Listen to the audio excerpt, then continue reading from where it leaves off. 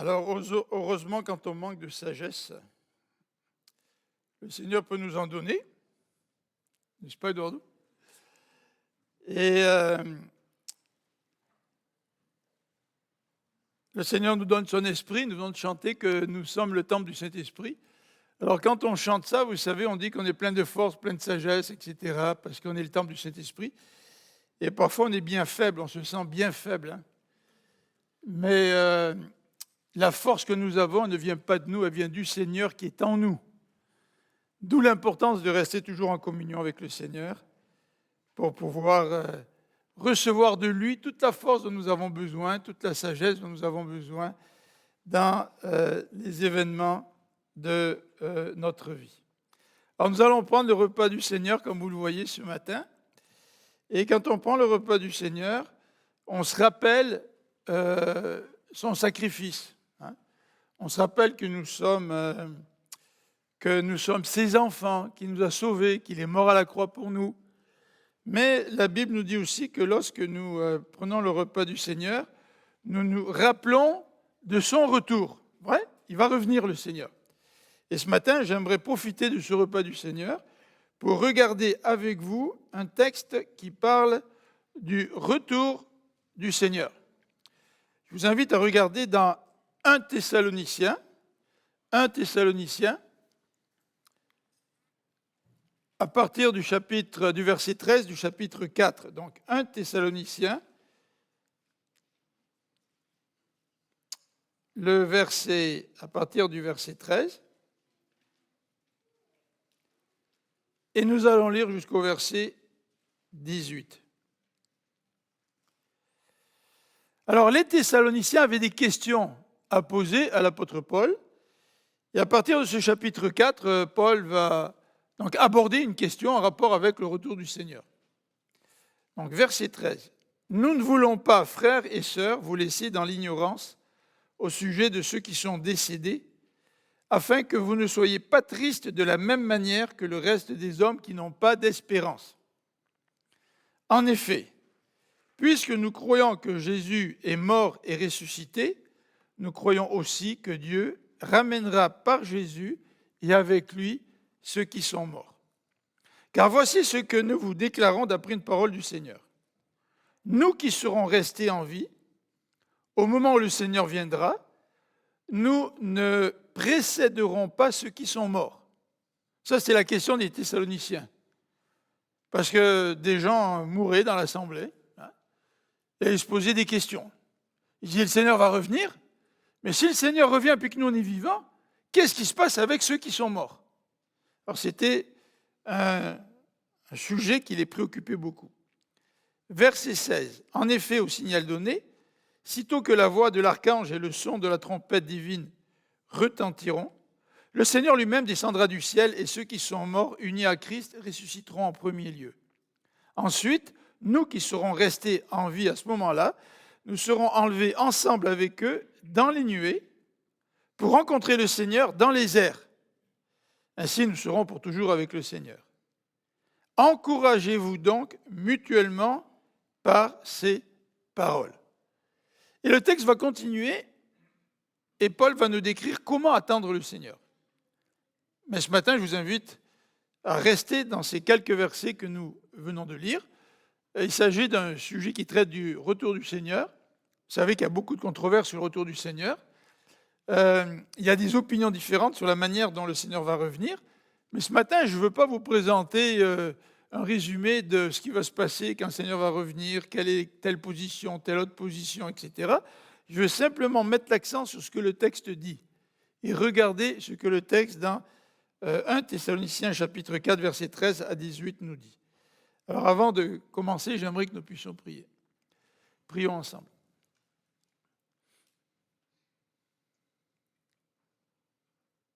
Seigneur notre Dieu, merci parce que tu as envoyé Jésus-Christ pour mourir sous la croix, pour pouvoir être le sacrifice parfait offert pour nos péchés, pour que nous puissions être pardonnés. Si par la foi nous nous tournons vers lui, si par la foi nous croyons que son sacrifice est tout suffisant.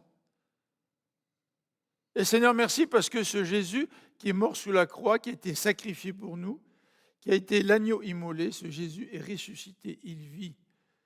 Il est assis à la droite de Dieu. Et nous voulons te remercier pour cela. Merci parce que ta parole nous dit que le Christ va revenir et qu'il va nous prendre avec lui. Merci parce que pour nous, c'est une espérance. Et nous voulons nous nourrir de cette espérance. Nous voulons nous nourrir de cette victoire du Christ sur la mort et sur le péché. Victoire qui précède notre propre résurrection, notre propre victoire sur le péché grâce à Jésus. Cette transformation que tu vas opérer dans notre vie. Tu vas essuyer toute larme de nos yeux. Tu vas enlever tout péché de notre cœur. Et Seigneur, tu vas nous prendre avec toi pour l'éternité. Loué sois-tu notre Dieu. Amen. Alors j'aimerais faire 3 remarques pour débuter notre étude de ce matin. La première remarque, c'est que ces 3 versets, il s'agit de 3 versets, et Alexandre va certainement les passer à l'écran. Le premier, c'est 1 Thessaloniciens, chapitre 1, verset 10. Alors, 1 Thessaloniciens mentionne au moins à 3 reprises le retour de Jésus. Alors, regardons dans 1 Thessaloniciens, chapitre 1er et verset 10. Alors, voilà ce que dit le texte. En fait, je vais lire à partir du verset 9. On raconte en effet à notre sujet quel accueil vous nous avez réservé et comment vous vous êtes tournés vers Dieu en vous détournant des idoles pour servir le Dieu vivant et vrai. Les Thessaloniciens s'étaient détournés des idoles et pour attendre, ils se sont détournés des idoles pour attendre que revienne du ciel son Fils qu'il a ressuscité, Jésus qui nous délivre de la colère à venir. Alors voilà un petit peu ce que Paul mentionne dans ce premier chapitre. Jésus va revenir, les Thessaloniciens l'attendaient, ils l'attendaient, c'était important pour eux, le retour de Jésus. Ce Jésus qui nous délivre de la colère de Dieu, la colère à venir. Vous savez que la Bible parle du jugement de Dieu. Chaque être humain va être jugé devant Dieu. Et pour échapper à la colère de Dieu, bien, il est important de se tourner vers le Seigneur et d'obtenir son pardon au travers de Jésus qui est mort à la croix pour nous. Pardonnés par Dieu, nous échappons à sa colère. Voilà ce que dit Paul dans ce premier verset. Deuxième verset, il s'agit de 1 Thessaloniciens, chapitre 2, verset 19. Dans ce passage, l'apôtre va aussi nous parler de la résurrection. Verset 19. N'êtes-vous pas, donc il parle aux Thessaloniciens, n'êtes-vous pas en effet, vous aussi, notre espérance, notre joie et la couronne dont nous serons fiers en présence de notre Seigneur Jésus au jour de sa venue? Oui, c'est vous qui êtes notre gloire et notre joie. Alors c'est intéressant, hein, parce que dans le ministère, lorsque vous servez des hommes et des femmes et que vous aidez ces hommes et des femmes à marcher avec Dieu, vous les encouragez, eh bien, ces hommes et ces femmes, envers qui vous avez exercé un ministère, devient en quelque sorte votre fierté. Et c'est une fierté que nous allons amener même en présence de notre Seigneur Jésus au jour de sa venue. C'est ce que Paul dit. Les Thessaloniciens sont la fierté de Paul et ils sont sa gloire et sa joie. Troisième référence au retour de Jésus-Christ, c'est dans 1 Thessaloniciens, chapitre 3, verset 13. 1 Thessaloniciens, chapitre 3, verset 13. Voici un souhait de Paul, qu'il affermisse, c'est-à-dire que le Seigneur affermisse ainsi votre cœur pour que vous soyez saints et irréprochables devant Dieu notre Père au jour où notre Seigneur Jésus-Christ viendra avec tous ses saints anges. Saints anges, il y a un S à saint. Alors, l'apôtre Paul ici est en train d'exprimer un souhait que Dieu puisse préparer le cœur des Thessaloniciens pour qu'ils soient saints et irréprochables devant lui au jour du retour du Seigneur. Est-ce possible d'être saint et irréprochable devant Dieu à son retour? d'une certaine façon, non, mais d'une certaine façon, oui. Parce que si nous vivons auprès de Dieu et que nous marchons avec lui et que régulièrement nous confessons nos fautes, à chaque fois le Seigneur nous pardonne, à chaque fois le Seigneur nous purifie, à chaque fois le Seigneur nous rend irréprochables au travers de sa grâce. Donc voilà 3 références au retour du Seigneur que nous retrouvons dans le début de l'épître de Paul aux Thessaloniciens. Et ces références ont peut-être suscité des questions dans le cœur de ces chrétiens. Et c'est la raison pour laquelle, à partir du verset 13, l'apôtre Paul va répondre à des questions que les Thessaloniciens avaient. Alors, regardons ensemble ce passage. Et pour débuter, j'aimerais simplement vous indiquer ce que nous allons traiter durant notre étude ce matin. Premier aspect que nous allons traiter, c'est le suivant. Qu'arrive-t-il aux croyants qui sont décédés? Qu'arrive-t-il aux croyants qui sont décédés? Alors, les croyants qui vivaient voyaient leurs frères et sœurs mourir dans le Seigneur. Ces croyants qui restaient dans l'Église attendaient tellement la venue de Jésus-Christ qu'ils se posaient donc la question, est-ce qu'il y a un désavantage à mourir avant le retour de Jésus-Christ? Alors c'est ce que nous allons regarder ensemble en première partie. En deuxième partie, dans les versets 15 à 17, nous allons lire ensemble, regarder ensemble, examiner ensemble la description de la venue du Seigneur. La description de la venue du Seigneur. Paul va non pas tout expliquer, il ne veut pas être exhaustif, mais va nous donner des informations sur le retour de Jésus-Christ et notamment qu'est-ce qui se passe avec les croyants qui sont décédés et qu'est-ce qui se passe avec les croyants qui seront là, encore vivants, lorsque le Seigneur va revenir. Alors c'est ce que nous allons regarder ensemble ce matin. Alors premier élément, les croyants décédés, versets 13 et 14. Verset 13, première partie du verset 13. Nous ne voulons pas, frères et sœurs, vous laisser dans l'ignorance. Qu'est-ce que Paul est en train de dire? Paul est en train de dire, il vous faut sortir de l'ignorance. Alors on dit que l'éducation, ça libère. Ça te donne de l'information. Ça te permet d'être plus autonome, n'est-ce pas? Eh bien, spirituellement, c'est la même chose. Savoir, connaître ce que Dieu a révélé dans sa parole, nous permet de grandir dans la foi chrétienne. Si nous restons dans l'ignorance, eh bien, nous allons faire face à des difficultés pour grandir dans notre foi chrétienne.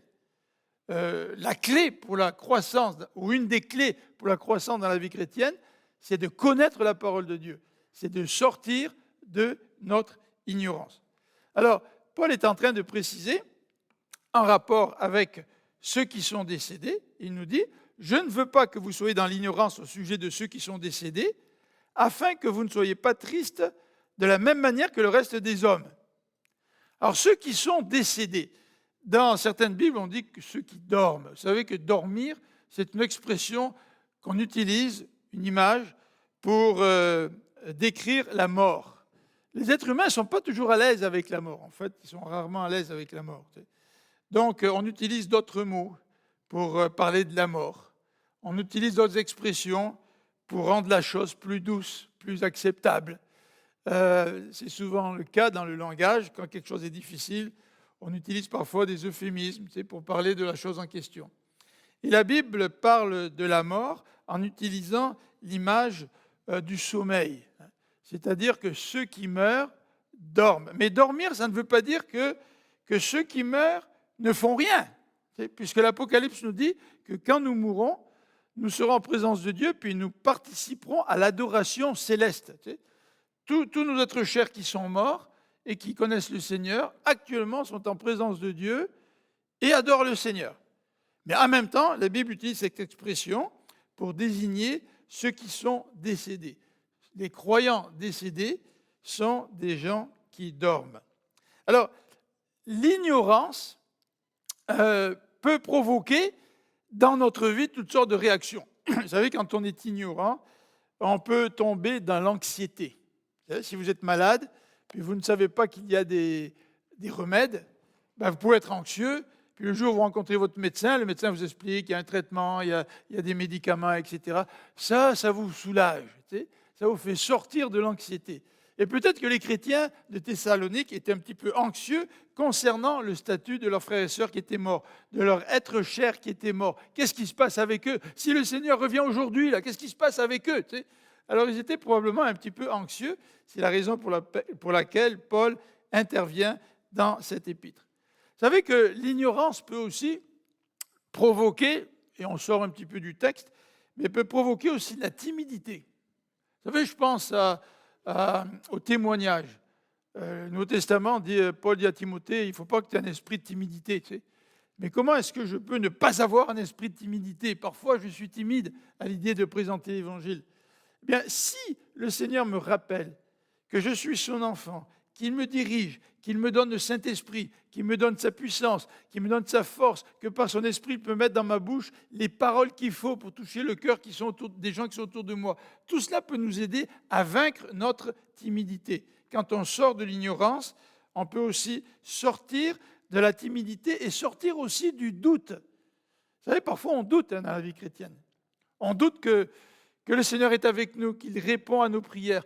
Comment sortir des doutes? C'est de se rappeler ce que la parole de Dieu nous dit.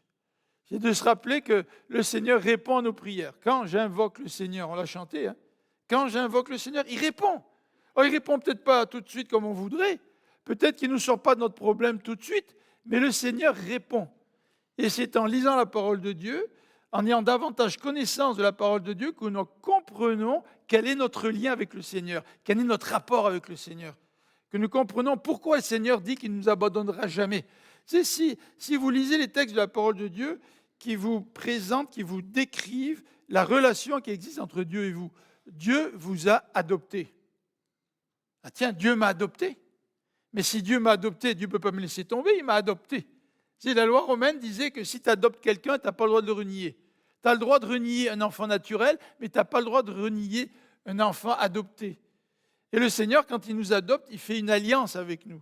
C'est-à-dire qu'il fait une promesse, qu'il va toujours être avec nous, qu'il va nous soutenir, que nous sommes comme la prunelle de nos yeux, n'est-ce pas?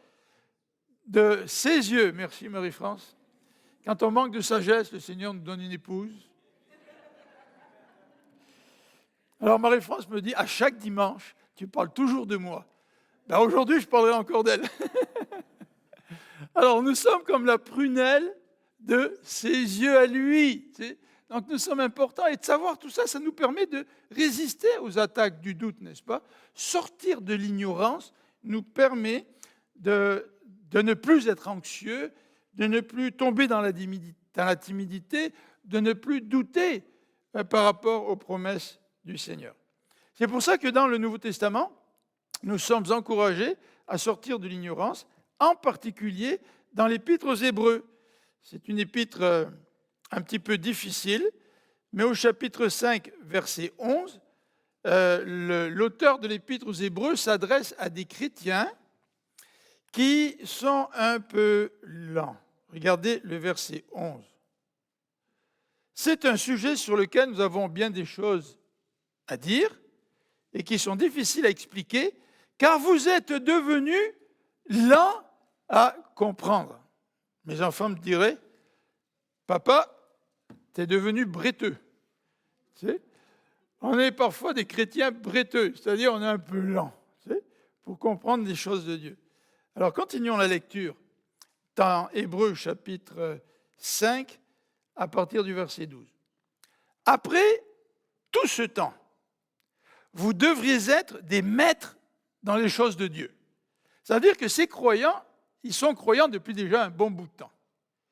Et ils devraient avoir davantage d'expérience, pas seulement de façon intellectuelle, mais une expérience de vie. Ils devraient aussi avoir davantage de connaissances concernant toutes les choses de Dieu. Et le texte nous dit au verset 5, « Vous avez de nouveau besoin qu'on vous enseigne les rudiments des paroles de Dieu. Vous en êtes venus au point d'avoir besoin non de nourriture solide, mais de lait. Celui qui continue à se nourrir de lait n'a aucune expérience de la parole qui enseigne ce qu'est la vie juste, car c'est encore un bébé. » Voyez-vous, l'ignorance nous empêche de grandir dans la foi chrétienne. Les adultes, verset 14, quant à eux, prennent de la nourriture solide. Par la pratique, ils ont exercé leur faculté à distinguer ce qui est bien de ce qui est mal. Et le verset 1er du chapitre suivant nous dit, excusez-moi, parce que là je suis au chapitre 5, au chapitre 6, c'est pourquoi ne nous attardons pas aux notions élémentaires de l'enseignement relatif à Christ, tournons-nous plutôt vers celui qui correspond au stade adulte, sans nous remettre à poser les fondements. Et là, l'apôtre Paul va citer certains fondements au sujet desquels les Hébreux étaient bien au courant. Donc sortir de l'ignorance nous permet de grandir dans la foi chrétienne. Revenons maintenant à notre texte dans 1 Thessaloniciens au chapitre 4. Donc 1 Thessaloniciens, chapitre 4, et toujours au verset 13. Verset 13. Dans ce premier verset, l'apôtre Paul va dire ceci. « Je ne veux pas vous laisser dans l'ignorance, afin que vous ne soyez pas tristes, de la même manière que le reste des hommes qui n'ont pas d'espérance. » Donc il est très possible pour des croyants d'être frappés par un chagrin qui soit illégitime. Or, de quel chagrin s'agit-il dans cette deuxième partie du verset 13 ? Eh bien, il est question d'un chagrin que partagent ou qu'expérimentent en particulier les non-croyants face à la mort. Vous savez, quand nous n'avons pas d'espérance, la mort est une catastrophe. La mort est une séparation définitive. Et on essaie de l'accepter de différentes façons. On essaye d'utiliser un langage embelli pour essayer d'accepter la réalité de la séparation. Cette semaine, on a regardé une série avec Marie-France à la télévision. Et puis, la fille d'un couple devait mourir. Et le couple avait décidé de l'enterrer. Et à l'endroit où la fille serait enterrée, c'est là qu'ils s'installeraient pour vivre et pour être toujours à côté de leur fille qui est décédée. Alors c'est une façon de garder lien, n'est-ce pas, avec la personne qui s'en va, parce qu'on est démunis. La personne s'en va, elle n'est plus là, c'est fini. En fait, d'une manière absolue, même si tu construis ta maison à côté de l'endroit où ta fille est décédée, elle est décédée pareil. Elle n'est plus là pareil. La souffrance est quand même là, tu sais. Alors on essaye de rendre les choses un peu plus faciles, mais toujours est-il, lorsque nous n'avons pas d'espérance, c'est souvent une douleur sans fin qui nous affecte lorsque nous perdons ceux que nous aimons. En fait, si on écoute le témoignage de ceux qui ont perdu des enfants, par exemple, c'est une expérience qui les poursuit toute leur vie. Toute leur vie, ils portent le fardeau, ils portent la souffrance de cet enfant qui leur a été repris. Alors, le texte ici ne parle pas du chagrin en soi, parce que le chagrin en soi, il est légitime. Le chagrin en soi est normal. C'est normal de souffrir quand quelqu'un part, quand quelqu'un qui est proche de nous décède. Mais ce qui est anormal, c'est d'avoir un chagrin sans espoir. La Bible ne nous condamne pas si nous vivons le chagrin. Mais la Bible nous dit, si tu expérimentes un chagrin sans espoir, il y a quelque chose qui ne va pas là, parce qu'en tant que chrétien, tu as un espoir. Et si ceux qui sont partis sont aussi chrétiens, nous avons une espérance. comme eux, ils ont aussi une espérance. Ils sont avec le Seigneur. Regardez ce que dit Apocalypse au chapitre 14 et au verset 13. Apocalypse, chapitre 14, verset 13. J'ai entendu une voix venant du ciel me dire, « Écris, heureux dès à présent ceux qui meurent unis au Seigneur. » Ah tiens, ceux qui meurent aujourd'hui sont heureux. Vous savez, dans notre communauté, en l'espace de quelques temps, on a eu des deuils aussi. Hein. On est toujours dans le deuil. Vous vous rappelez de Marie Serette, vous vous rappelez de Brunet. Nous, on se rappelle aussi, pour ceux qui connaissent davantage le pasteur Jeff Laurin, sans compter des gens qui sont aussi plus proches de nous dans notre famille. Mais le texte nous dit, « Écris, heureux dès à présent, ceux qui meurent unis au Seigneur. » Ses frères et ses sœurs, ses proches qui connaissent le Seigneur sont heureux maintenant, nous dit la parole. Donc mon chagrin n'est pas un chagrin sans espoir. C'est vrai que j'ai du chagrin. Vous savez, quand je fais du vélo, bien souvent je fais du vélo à Lorraine. Et chaque fois que je passe à Lorraine, je pense au pasteur Jeff Laurin. Ce n'est pas parce qu'il s'appelait Lorraine, ce n'est pas du tout le rapport. Mais je sais qu'il habitait à Lorraine. Et quand je passe sur la piste cyclable, je passe pas loin de chez lui. Et quand on fait du vélo, on réfléchit aussi. On n'est pas simplement en train de faire un effort physique. Et je pense à d'autres frères et sœurs aussi. À certaines occasions aussi, je pense à Brunet, n'est-ce pas, qui nous a quittés. Je pense à mes beaux-parents. Je pense aussi à ma belle-sœur, n'est-ce pas? Mais le texte nous dit, toutes ces personnes-là qui sont morts unies au Seigneur sont heureux. Oui, dit l'Esprit, car ils se reposent de toute la peine qu'ils ont prise et ils sont récompensés pour leurs œuvres. Ils sont dans le repos en présence du Seigneur. Alors, il y a un chagrin qui est légitime, mais il y a aussi un chagrin illégitime. Et dans ce texte de 1 Thessaloniciens, au chapitre 4, Paul veut rappeler aux chrétiens qu'ils n'ont pas besoin d'être tristes de la même manière que le reste des hommes. En fait, nous avons une espérance. Et c'est ce que Paul est en train de dire. Vous n'avez pas besoin d'être triste comme le reste des hommes parce que vous avez une espérance. Et il nous l'a décrit à partir du verset 14. Verset 14. En effet, puisque nous croyons que Jésus est mort et ressuscité, nous croyons aussi que Dieu ramènera par Jésus et avec lui ceux qui sont morts. Tous ces frères et ces sœurs qui sont morts dans le Seigneur va les ramener par Jésus et avec Jésus, nous dit l'apôtre Paul. Alors, quel est le fondement de cette affirmation? Regardez le verset 14. Puisque nous croyons que Jésus est mort et ressuscité. C'est ça le fondement.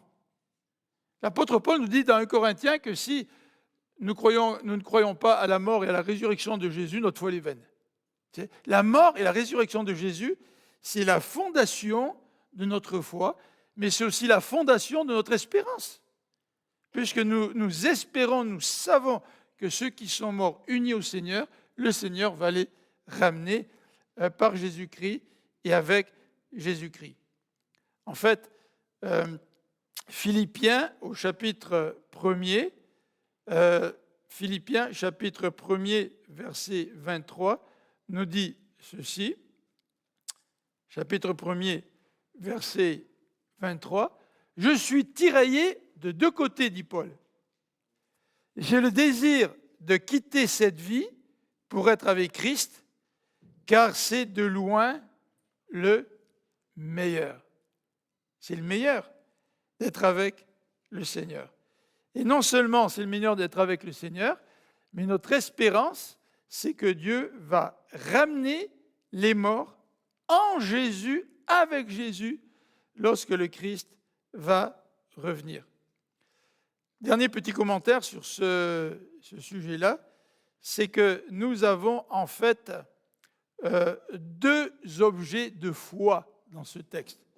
Le premier objet de notre foi, c'est que Christ est mort et est ressuscité. C'est la fondation. Mais le deuxième objet de notre foi, c'est parce que Christ est mort et ressuscité, Dieu va ramener avec lui, avec Jésus, par Jésus, tous ceux qui sont morts. C'est un deuxième objet de la foi. Est-ce que nous croyons cela? Description de la venue du Seigneur, à partir du verset 15. Description de la venue du Seigneur. Au verset 15, Paul va donc expliquer très clairement, nous vous déclarons, d'après une parole du Seigneur, nous qui sont restés en vie au moment où le Seigneur viendra, nous ne précéderons pas ceux qui sont morts. Moi, quand j'étais petit, je disais au Seigneur, Seigneur, j'aimerais que tu reviennes durant ma vie. C'est peut-être parce que je ne voulais pas passer par la mort, alors ce serait peut-être mieux. J'aimerais que tu reviennes durant ma vie. Et probablement que je considérais que d'être vivant, c'est plus avantageux pour assister au retour du Seigneur que d'être mort. Et les chrétiens, les Thessaloniciens se posaient certainement cette question-là. Mais Paul va nous décrire donc quelques éléments de la venue du Seigneur. Ce n'est pas exhaustif. Il ne parle pas des non-croyants. Qu'est-ce qui se passe avec les non-croyants, par exemple, dans ce texte? Mais Paul débute en faisant allusion à l'autorité qui est la sienne en Jésus. Regardez, il nous dit, « Car voici d'après une parole du Seigneur ». Alors, qu'est-ce que c'est cette parole du Seigneur? On ne sait pas trop. Ce n'est pas dans l'Évangile. Est-ce que c'est une parole du Seigneur que le Seigneur lui-même a prononcée et que ses disciples ont rapportée par la suite? Ou est-ce que c'est une parole qui a été directement révélée à Paul? Nous ne savons pas. Mais toujours est-il, Paul est en train de dire, c'est la parole du Seigneur. Ce que je vais vous dire, c'est la parole du Seigneur.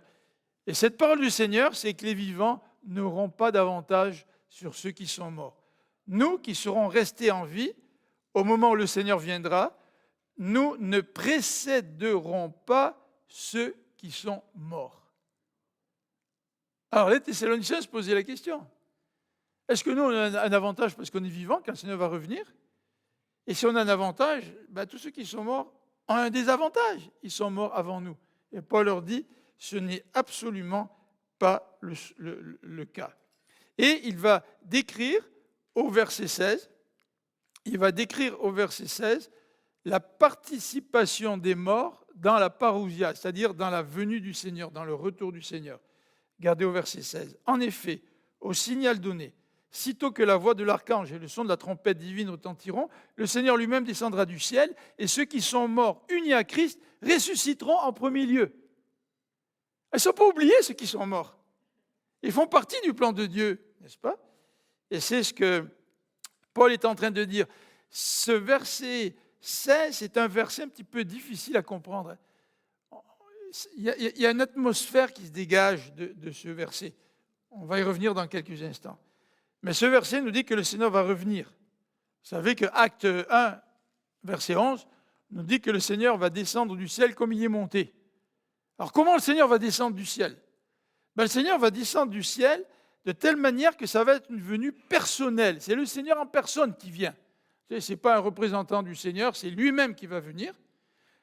C'est lui-même qui est monté au ciel, c'est lui-même qui va revenir. Il est monté au ciel avec son corps ressuscité, donc il va revenir de façon corporelle, n'est-ce pas? Comme il est monté au ciel, il va revenir. Et le Seigneur va aussi revenir de façon visible. Les apôtres l'ont vu monter au ciel. Bien, quand il va revenir, tout œil le verra, nous dit la parole de Dieu. Le verset que nous venons de lire utilise 3 expressions. Au signal donné, à la voix de l'archange, au son de la trompette divine. Vous voyez, ces expressions-là décrivent une atmosphère dans laquelle le Seigneur va revenir. Alors, un signal donné.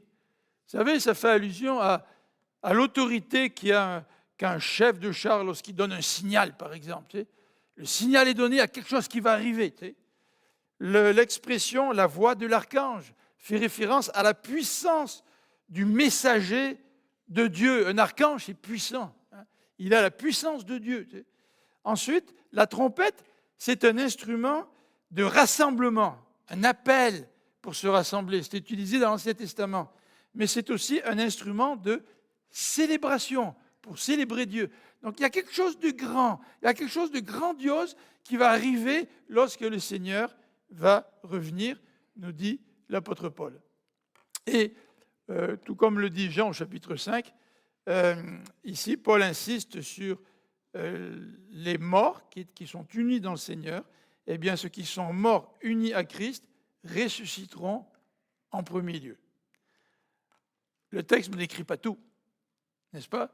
Mais ceux qui sont vivants vont aussi être transformés. Leur corps va être transformé. Et ceux qui sont morts vont ressusciter avec un nouveau corps, n'est-ce pas? Mais ils ne seront pas en retard, là. Ils ne seront pas à la queue, là. Ils vont faire partie de ce retour de Jésus pleinement. Dernier élément sur cette description de la venue du Seigneur, dans les versets 15 à 17, c'est que Paul arrive à un point culminant au verset 17. Quel est le point culminant? Ensuite, nous qui serons restés en vie à ce moment-là, nous serons enlevés ensemble avec eux dans les nuées pour rencontrer le Seigneur dans les airs. Ainsi, nous serons pour toujours avec le Seigneur. Le point culminant, c'est quoi? C'est d'être enlevé pour être en la présence de Dieu. C'est d'être enlevé pour être en la présence du Seigneur. En fait, dans l'original, dans le grec, un terme est employé, le terme pourrait être traduit par saisie. Ils vont être saisis. En quelque sorte, il y a cette idée de force. Il y a une force irrésistible. Les croyants qui seront en vie seront saisis. D'ailleurs, c'est au passif le mot dans l'original. Ceux qui sont morts ressusciteront en premier lieu, ils seront saisis, ils seront amenés avec le Seigneur pour être en sa présence. On ne pourra pas résister au retour du Seigneur. Nous serons tous pris par Dieu pour être en sa présence pour l'éternité. En fait, c'est le même mot qui est utilisé dans Matthieu 11 et 12, où il est question de violents qui veulent se saisir du royaume de Dieu. C'est le même mot qui est employé. Il y a cette idée de force. Et là, c'est Dieu qui va manifester sa force pour nous prendre avec lui, pour que nous soyons avec lui pour l'éternité. Alors, c'est la rencontre, nous dit le texte, des croyants avec le Seigneur dans les nuées ou dans les airs. On n'a pas des détails pour savoir comment ça va se passer, tout ça. Dieu est créateur. Hein. Il a créé les cieux et la terre. Il a toute la puissance nécessaire pour accomplir ce qu'il est en train de nous décrire, même si nous n'en connaissons pas tous les détails. N'est-ce pas? Ce que nous savons, c'est que nous allons être en présence de Dieu. Les nuées, les airs, c'est une façon d'exprimer l'endroit où Dieu demeure. Et nous serons avec lui dans les nuées, dans les airs. Alors ça ne veut pas dire qu'on va flotter dans l'espace, qu'il va y avoir des millions de chrétiens qui vont flotter dans l'espace, dans les airs. Ce n'est pas un premier sens qu'il faut prendre ça. Mais quand on dit qu'on va rencontrer le Seigneur dans les airs, c'est-à-dire qu'on va être en présence de Dieu. C'est ça que l'apôtre Paul est en train de dire. Et il termine en disant, ça va être pour toujours avec lui. Pour toujours avec lui. Alors en conclusion, avant de prendre le repas du Seigneur, j'aimerais insister sur le verset 18. Regardez le verset 18. Verset 18 nous dit, encouragez-vous donc mutuellement par ces paroles. Encourageons-nous mutuellement. Alors en lisant ce texte, je constate que c'est un impératif. N'est-ce pas un impératif, c'est un ordre. Alors si le Seigneur me donne un ordre, ben, je me pose la question, est-ce que je réponds à cet ordre-là? Est-ce que je m'encourage par ces pensées-là? Est-ce que nous nous encourageons mutuellement par ces pensées-là? Qu'est-ce que ça veut dire s'encourager? Comment s'encourager? Est-ce que, par exemple, vous pensez au retour de Jésus? Est-ce que vous y pensez régulièrement? Et pas juste parce qu'on est plus âgé que les autres et qu'on sait que notre heure arrive, enfin, arrivera plus vite que les autres, mais est-ce qu'on y pense quand on a 20 ans? Moi, quand j'avais 20 ans, j'avais plein de projets dans ma vie, tu sais. Je pensais peut-être moins au retour du Seigneur. Mais à 20 ans, nous pouvons penser au retour du Seigneur et nous fortifier dans la réalité de son retour. Est-ce que nous parlons du retour du Seigneur avec notre conjoint? C'est que quand on parle parfois du Seigneur dans le couple, par exemple, ou avec nos amis, ou avec nos enfants, est-ce que nous évoquons le retour du Seigneur? Est-ce que nous nous encourageons mutuellement par la réalité du retour du Seigneur? Le texte nous dit de ne pas être ignorant de la parole de Dieu. Hein. Mais je pense qu'on peut ajouter une petite nuance. Je crois que c'est important aussi de ne pas ignorer la parole de Dieu. On peut être ignorant de ce que Dieu dit, mais on peut aussi ignorer ce qu'on vient d'apprendre par la parole de Dieu. Donc ne soyons pas ignorants, dit le Seigneur, mais parlons-nous du retour du Seigneur. Tout comme nous parlons certainement lorsque nous avons des projets de voyage. Alors, je m'en vais bientôt, là. Je m'en vais en France, je m'en vais en Europe, je m'en vais dans le Sud. Qu'est-ce qui se passe? Tous ceux qui sont proches de vous le savent, parce que vous en parlez, parce que c'est important, parce que vous préparez le voyage, n'est-ce pas? Est-ce que nous parlons du retour du Seigneur? Est-ce que nous nous encourageons en pensant à son retour? Prions ensemble.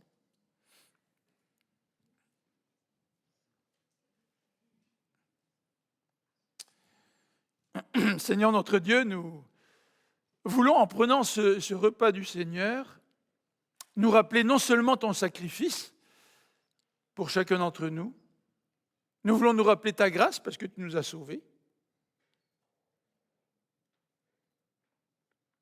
Tu as donné ton corps pour qu'il soit cloué au bois. Mais nous voulons aussi nous rappeler, comme tu l'as dit, que nous prenons ce repas jusqu'à ce que tu reviennes. Jusqu'à ce que tu nous prennes avec toi, nous qui faisons partie de ton Église. Nous qui faisons partie de l'épouse, qui sommes l'épouse de Christ. Et Seigneur, ce matin, nous voulons nous encourager en prenant ce repas du Seigneur. Oui, un jour, tu vas revenir. Et nous allons être unis avec tous les chrétiens, tous ceux qui ont placé leur foi en toi au travers de toute l'histoire de l'humanité. Et avec eux, nous allons être en ta présence pour participer aux noces de l'agneau, pour te louer, t'adorer, te célébrer pour l'éternité, Seigneur. Seigneur, tu vois tous nos soucis, nos difficultés, nos problèmes, nos manquements, notre petitesse. Merci de cette espérance que tu nous donnes. Amen. Alors, je vais inviter